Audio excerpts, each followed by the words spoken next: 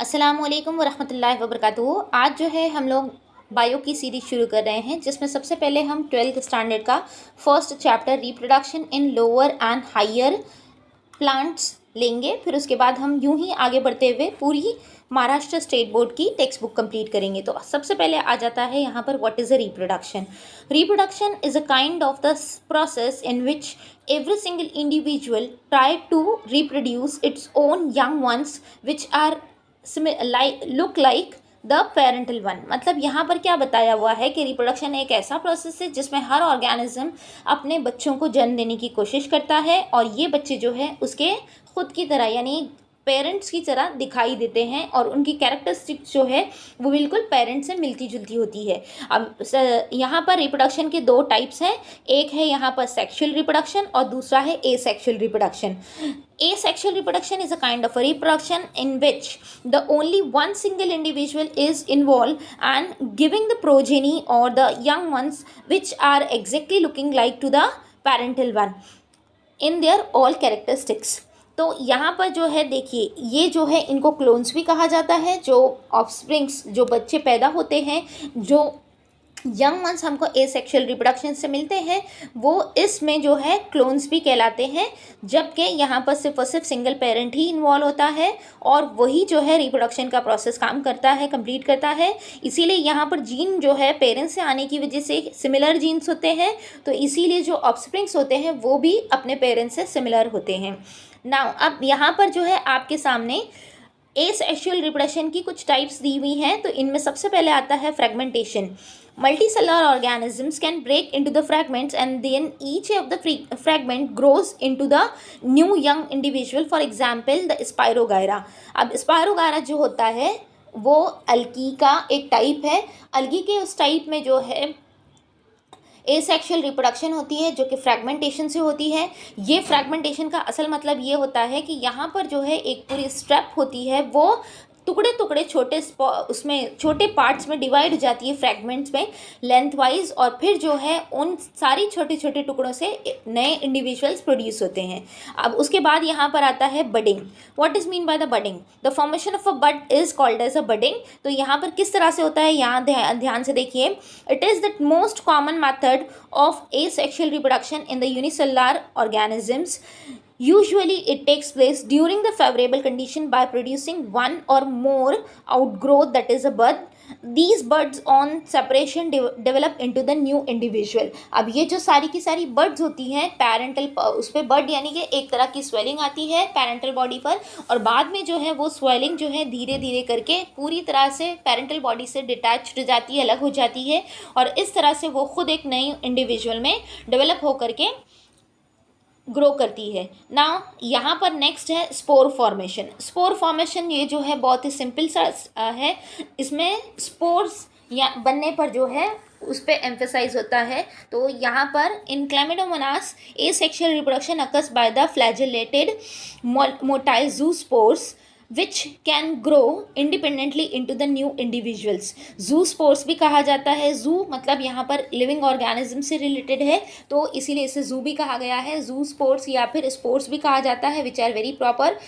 यहाँ पर जो है ये जो स्पोर्स हैं ये पेरेंटल बॉडी में ही जो है एक सिस्ट बन जाता है। सिस्ट यानी कि एक तरह से सर्कुलर स्ट्रक्चर बन जाता है पेरेंटल बॉडी का, और उसके अंदर जो है पूरा मटेरियल जो है डिवाइड होकर के छोटे छोटे स्पोर्स में डिवाइड हो जाता है। And then when the cyst is rupturing, these all the zoospores और the spores are coming out of the main parental body and they are going to be grow as a new young individual. यहाँ पर ये हो गया। अब इसके बाद जो है आपको यहाँ पर टेक्स्ट बुक में दिखाया जा रहा है बाइनरी फिशन है।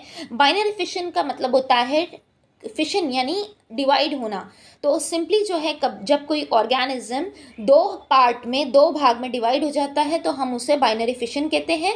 तो यहाँ पर बाइनरी फिशन जो है वो ज़्यादातर अमीबा में दिखाई देती है फेवरेबल कंडीशंस में। अनफेवरेबल कंडीशंस में अमीबा जो है कभी कभी मल्टीपल फिशन से भी डिवाइड होता है। अब इसके बाद जो है हम नेक्स्ट पार्ट पर जाएंगे। यहाँ पर वेजिटेटिव रिप्रोडक्शन। ये वेजिटेटिव रिप्रोडक्शन जो है ये थोड़े greater organisms like a plant में होता है, और यहाँ पर ये जो है asexual method of a reproduction है जो कि प्लांट में मोस्ट कॉमनली दिखाया जाता है। तो अब इसका जो है क्या तरीका है, वेजिटेटिव का मतलब होता है यहाँ पर सिंपली जो है रूट से, और यानी कि हम कहते हैं जैसे हम सीड बो दें किसी चीज़ का, अगर हम सीड लें तो सीड से जो है न्यू प्लांट निकलता है, लेकिन यहाँ पर जो है सीड का जो है इन्वॉल्वमेंट बिल्कुल नहीं होता है, जर्मिनेशन का प्रोसेस बिल्कुल नहीं होता है, बल्कि प्लांट की अदर बॉडी पार्ट्स जैसे कि लीव्स है, स्टेम है, ये सारे पार्ट से जो है न्यू प्लांट निकलता है, उसकी ग्रोथ होती है, उसी को हम यहाँ पर कहते हैं वेजिटेटिव रिप्रोडक्शन। मतलब other than the part of the seed, और we can say that the fertilisation process does not occur in this process, but the other part of the plant body are giving the new organism, so then it is called as a vegetative reproduction. यहाँ पर आप जो है इसमें क्या दिया हुआ है, इसके भी अलग अलग मेथड है। सबसे पहले आता है cutting. The small piece of any vegetative part of a plant having one or more bud is used for propagation which stem cutting भी होता है इसमें, जैसे कि हमने रोज़ में देखा है, और लीफ कटिंग भी होता है, जैसे कि जो दूसरा प्लांट होता है जैसे जिसे पान का पत्ता भी कहते हैं, तो पान के पत्ते में जो है लीफ कटिंग की वजह से भी जो है न्यू प्लांट निकलता है, और इसी के साथ जो है रूट कटिंग भी होती है जैसे कि ब्लैकबेरी में। ठीक है, तो यहाँ पर कटिंग का मतलब है कि किसी भी पार्ट को, किसी भी प्लांट की बॉडी के पार्ट को कट करके क्या कर दिया जाएगा, मिट्टी में दबा दिया जाता है, तो जिससे फिर जो है नया प्लांट निकल जाता है। देन यहाँ पर नेक्स्ट वाला है grafting. Here parts of the two plants are joined in such a way that they are grow as one plant। मतलब यहाँ पर दो अलग अलग प्लांट के कुछ दो अलग अलग भागों को जोड़ करके बांध करके ग्रो रख दिया जाता है, जिसकी वजह से प्लांट जो है नया निकलने लगता है। तो यहाँ पर जो है क्या दिया हुआ है, in this method the part of the stem containing more than one bud, that is scion, is joined onto the rooted plant called stalk। मतलब जहाँ पर जो है रूटेड प्लांट होता है वहाँ पर जो है उस स्टॉक के ऊपर जो है स्काइन जो है यानी किसी दूसरे की बड के साथ वाला जो स्टेम होता है उसे लगा दिया जाता है, और उसे बांधने के बाद जो है फिर वहाँ से जो है नया प्लांट ग्रो करता है। तो यहाँ पर यही आपको बताया हुआ है कि is called a grafting, and where the budding is also called as a bud grafting, which only one bud is joint on the stock. Example apple, pear and rose. ये जो है कौन से प्लांट्स में देखी जाती है, एप्पल में, पियर और रोज़ में भी देखी जाती है ना। After that it is the next one that is called as a tissue culture। It is a method by which a small amount of the plant tissue is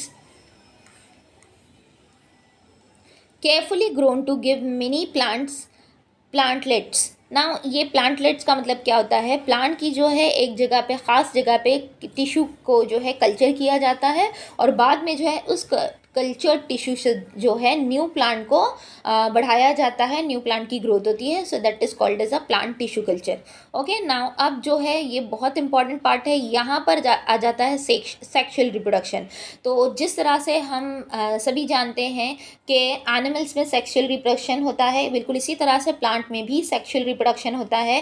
तो इसका मतलब ये है कि प्लांट के पास भी जो है फीमेल बॉडी पार्ट होता है, और इसी तरह से प्लांट की बॉडी में भी मेल बॉडी रिप्रोडक्टिव पार्ट होते हैं। तो इन्हीं से जो है जब गैमेट्स अलग होते हैं, वो गैमेट्स बाद में मिलने के बाद जो है फर्टिलाइजेशन होता है, फर्टिलाइजेशन के बाद जो है जिस तरह से ओव्यूलेशन होता है, ओव्यूलेशन के बाद जो है जर्मिनेशन का प्रोसेस होता है, और इस तरह से सारा का सारा जो है प्रोसेस कंप्लीट हो करके फिर नया प्लांट जो है वो बनता है। तो यहाँ पर आपको जो है वही बताया गया है इस पूरे रिप्रोडक्टिव पार्ट में।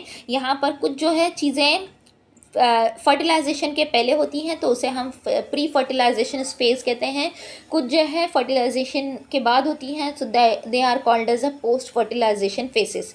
तो मतलब यूँ देखा जाए तो सही से हम ये कहेंगे कि sexual reproduction in the plants comprises of the three stages। Number 1 pre-fertilization stage, number 2 fertilization stage, then after that post fertilization stage। तो हम यहाँ पर तीनों स्टेज को बहुत ध्यान से एक एक करके देखेंगे। तो यहाँ पर सबसे पहले आ जाता है हमारे पास यहाँ पे ये देखिए, ये आपने पीछे जो है 11th स्टैंडर्ड में फ्लावर के पार्ट पढ़ चुके हैं। इसकी जो लेबलिंग है वो आप देख सकते हैं। ये जो है यहाँ पर फ्लावर का जो पार्ट है, यही जो सारे पार्ट होते हैं यही इंपॉर्टेंट है।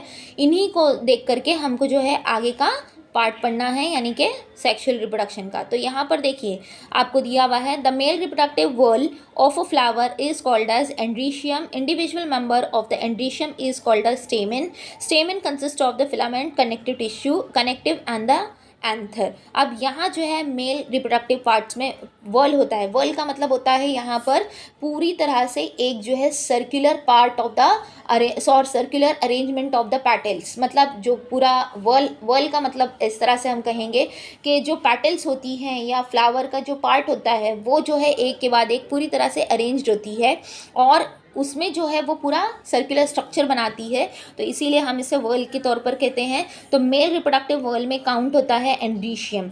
इस एंड्रीशियम में individual member of the androecium, अब एंड्रीशियम में भी जो है बहुत सारी चीज़ें होती हैं, जिसमें सबसे पहले आता है स्टेमेन। स्टेमेन के बाद जो आता है फिलामेंट, फिलामेंट के बाद आता है कनेक्टिव एंड देन एंथर।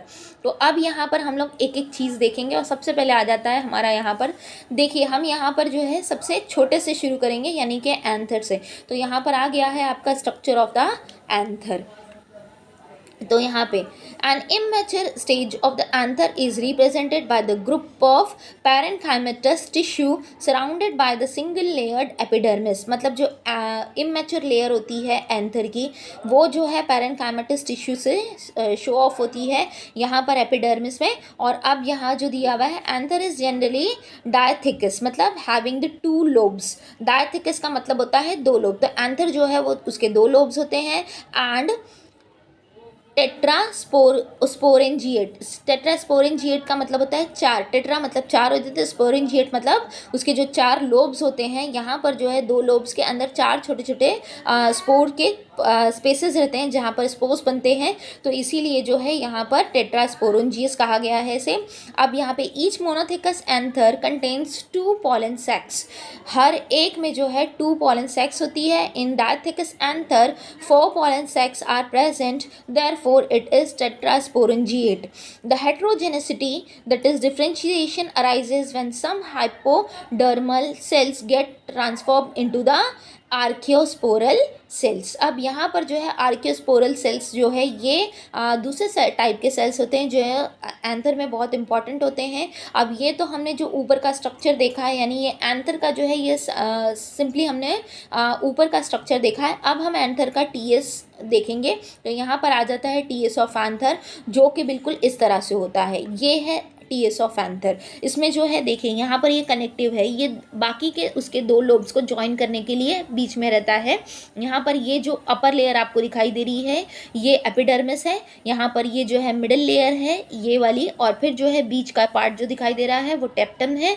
और यहाँ पर जो है स्पोरेंजिनस टिश्यू, यानी ये जो बीच वाले पार्ट में दिखाई दे रहा है ये स्पोरेंजिनस टिश्यू है और ये एंडोथेशियम है। यहाँ पर ये जो अंदर की तरफ दिखाई दे रहा है ना, ये एंडोथेशियम है।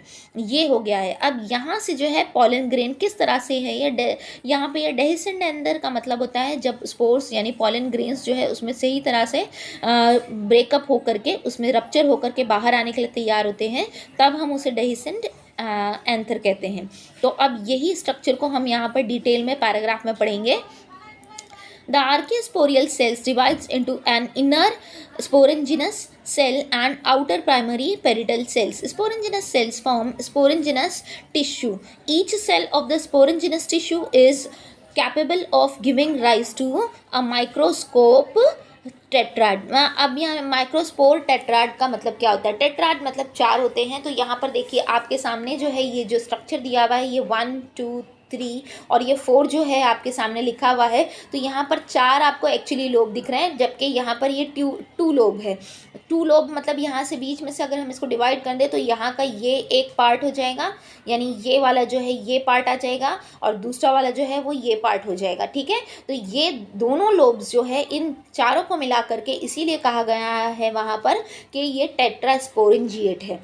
ठीक है, अब यहाँ पर इसके बाद जो है यहाँ देखेंगे हम लोग Sporongenous cells forms sporongenous tissue. Each cell of the sporongenous tissue is capable of giving rise to the microspore tetrad. Then parietal cells undergo cell division to form the anther wall layers. अब यहाँ जो है anther wall layers जो है इन sales की मतलब parietal sales की division के बाद ही बन पाती है. तो ये जो बीच के डिवाइडेड सेल है ना, ये वाले बिल्कुल, ये इनसे जो है पेरिटल सेल्स बनती है.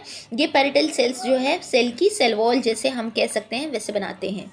यहाँ पे undergoes division to form the wall layers. Then the wall of the mature anther consists of the 4 layers. अब इसमें भी जो है 4 layers होती है. Number 1 epidermis is the outermost protective covering or the layer made up of the tubular flattened cells. अब यहाँ पे tubular या flattened cells भी कह सकते हैं, उनसे मिलकर के जो है epidermis बनी होती है. अब उसके बाद जो है endothelium is a subepidermal layer made up of the radially elongated cells with fibrous thickening. Inner to endothelium is a middle layer made up of the thin walled cells. यहाँ पर 1 और 2 लेयर होता है. यहाँ पर एंडोथेशियम जो है वो एपिडर्मिस के बाद आती है और यहाँ पर जो है एपिडर्मिस के बाद आती है. तो ये रेडियली इलोंगेटेड सेल से मिलकर के बनी होती है जो कि फाइब्रस होते हैं और थोड़े से थिक होते हैं. इसके बाद जो है एंडोथेशियम है. तो एंडोथेशियम यहाँ पर जो है मिडिल लेयर होती है.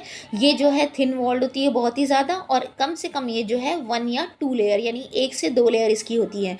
विच में डिसइंटीग्रेट इन मैचर एंथर. जब ये मैचर एंथर हो जाता है तो ये जो है डिसइंटीग्रेट हो जाती है. ठीक है. अब उसके बाद यहाँ पर आ जाता है टेप्टम. टेप्टम is the inner most nutritive layer of the anther wall. Anther की सबसे ज़्यादा इंपॉर्टेंट वॉल होती है टेप्टम. तो यहाँ पर ये जो दिख रही है ना, ये वाली जो वॉल है ये है टेप्टम और यहाँ पर जो है टेप्टम जो है वो न्यूट्रिटिव वॉल है जो कि एंथर को क्या करती है, न्यूट्रिशन या नरिशमेंट पहुँचाने का काम करती है. इसके बाद जो है यहाँ पर it immediately encloses the sporogenous tissue that is microspore mother cells. अब यहाँ जो है माइक्रोस्पोर मदर सेल्स को जो है कौन कंटेन करके रखता है, टेप्टम. तो इस तरह जो है हमारा टीएस ऑफ एंथर कंप्लीट होता है. यहाँ पर यहाँ देखेंगे हम माइक्रोस्पोरोजेनेसिस. माइक्रोस्पोरोजेनेसिस का मतलब होता है जो मेल गैमेट्स होते हैं उनका बनना. माइक्रो मतलब बहुत ही छोटा, स्पोरोजेनेसिस मतलब किसी स्पोर या फिर किसी गैमेट का बनना, जेनेसिस मतलब production. Okay. Then each microspore mother cell divides mitotically to form tetrad of haploid microspores that is pollen grain. अब pollen grain जो है वो बनने के लिए जो है सबसे पहले वो haploid होता है. haploid का मतलब होता है 1n, यानी अगर कोई जो है उसमें डीएनए जो है वो सिंगल स्ट्रैंडेड रहेगा, इसीलिए हम उसे 1n या haploid कहते हैं. ठीक है. इस तरह से यहाँ पर जो है pollen grain का माइक्रोस्पोरोजेनेसिस भी कंप्लीट होता है. Then after that we are going to see the structure of the microspore. यानी अब जो है हम pollen grain का स्ट्रक्चर यहाँ पे ध्यान से देखेंगे. तो वो किस तरह से है आप यहाँ देखिए.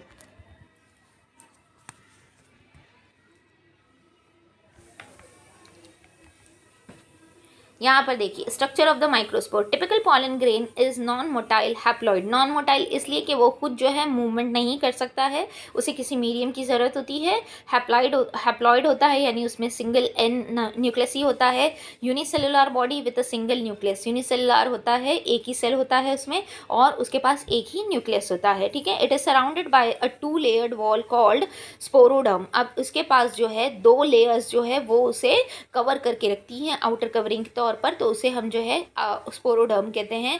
The outer layer is exine is a thick and made up of a complex non biodegradable substance called a sporopollenin. अब स्पोरोपोलेनिन जो है वो नॉन बायोडिग्रेडेबल सब्सटेंस है, थोड़ा सा कॉम्प्लेक्स होता है, इसीलिए जो है इसका डिग्रेड होना आसान नहीं होता है और इसी लेयर को जो है हम एक्साइन लेयर भी कहते हैं. अब यहाँ पर इट मे बी स्मूथ और with a sculptured pattern that is characteristics of the species. अगर स्पीशीज़ में हर स्पीशीज़ में जो है स्कल्पचर्ड पैटर्न होते हैं, कुछ उसमें स्मूथ भी होते हैं.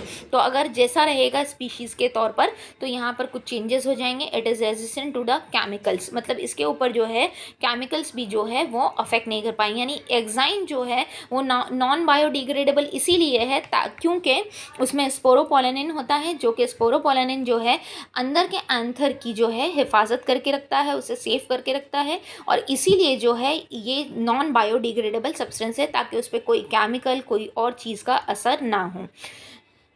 Now at some places exine is very thin, showing thin areas known as germ spore. कुछ जगहों पर जो है एग्जाइन जो है वो थोड़ी सी पतली हो जाती है, थिन हो जाती है, और इसी जगह पर हम उसे क्या कहते हैं, जर्म पोर्स कहते हैं। These are meant for the growth of emerging pollen tube during germination of the pollen grain. और ये जो है जर्म पोस्ट जो है एक्चुअली किस काम के होते हैं, ये यहाँ पर पॉलन ट्यूब यानी कि पॉलन ट्यूब का जर्मिनेशन का प्रोसेस कंप्लीट करने के लिए होते हैं, ड्यूरिंग द जर्मिनेशन प्रोसेस में, मतलब पॉलन ग्रेन की ग्रोथ के लिए रिस्पॉन्सिबल होते हैं। The inner wall layer intine consist of the cellulose and a pectin. जो अंदर की लेयर होती है इंटाइन, वो किससे मिलकर बनी होती है, सेलुलोज और पैक्टिन से मिलकर के बनी होती है। ठीक है, तो इस तरह यहाँ पर जो है हमने स्ट्रक्चर ऑफ द माइक्रोस्पोर भी देख लिया है। अब यहाँ पर जो आ जाता है development of the male gametophyte. इंशाल्लाह ये वाला पार्ट जो है हम नेक्स्ट वीडियो में कंप्लीट करेंगे। अब तक के लिए इतना ही। आपको अगर वीडियो पसंद आए तो लाइक कीजिए, शेयर कीजिए और सब्सक्राइब कीजिए, और दूसरों को भी सजेस्ट कीजिए। Thank you. अस्सलाम वालेकुम। अल्लाह हाफ़िज़।